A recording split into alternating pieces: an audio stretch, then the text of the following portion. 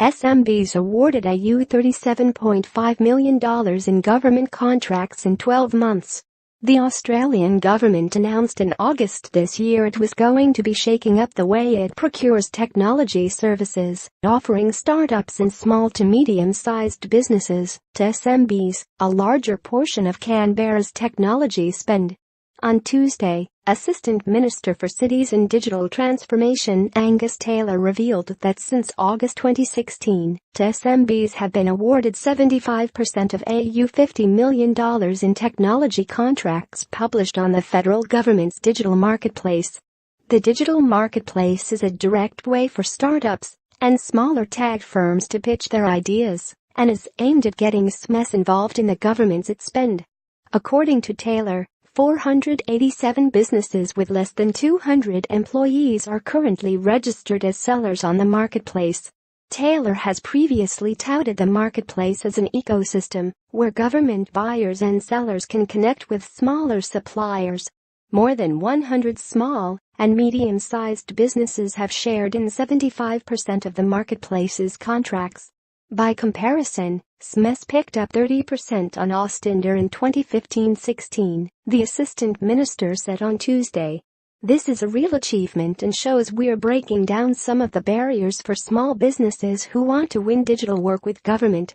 In a statement, Taylor said he has written to all parliamentarians in the past week about the opportunities for local technology businesses and said he is also targeting an additional 10% market share of the federal government's annual spend toward SMBs.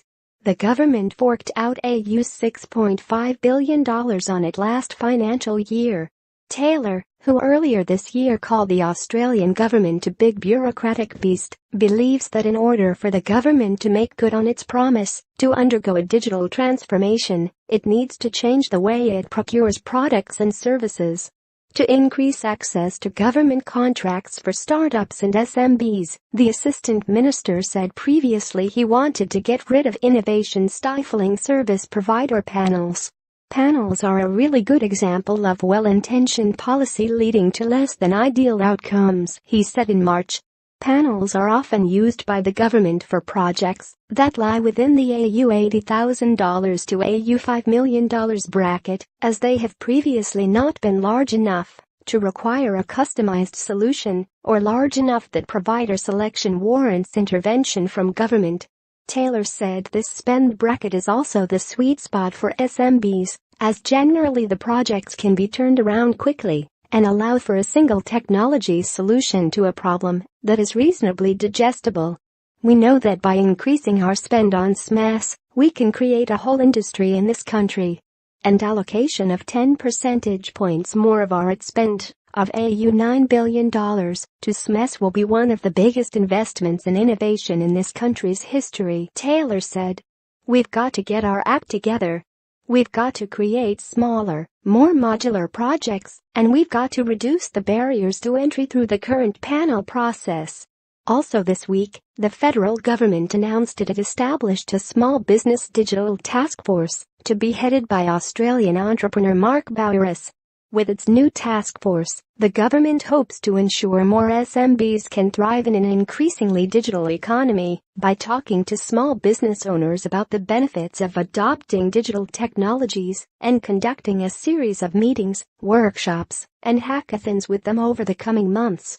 Joining Bowers on the task force will be of Global Institutional Banking at the National Australia Bank Spiro Pappas, Pip Marlowe, CEO for Strategic Innovation at Suncorp Bank, and former Managing Director at Microsoft Australia, Chairwoman of Northern Territory-based energy startup Energy Renaissance Sue McCluskey, former CEO of Tyro Payments George Henkel, Federal Member for Banks and House of Representatives Standing Committee on Economics Chairman David Coleman, and Assistant Minister for Industry, Innovation, and Science Craig Laundy. The task force will report its findings to the government by February 28, 2018.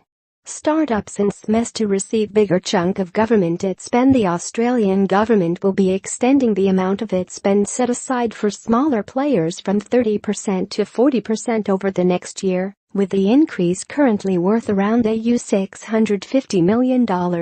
Commonwealth to rid provider panels to make room for startups. Assistant Minister for Digital Transformation Angus Taylor's grand vision for innovation within government starts with opening up procurement opportunities to smaller Australian tech players.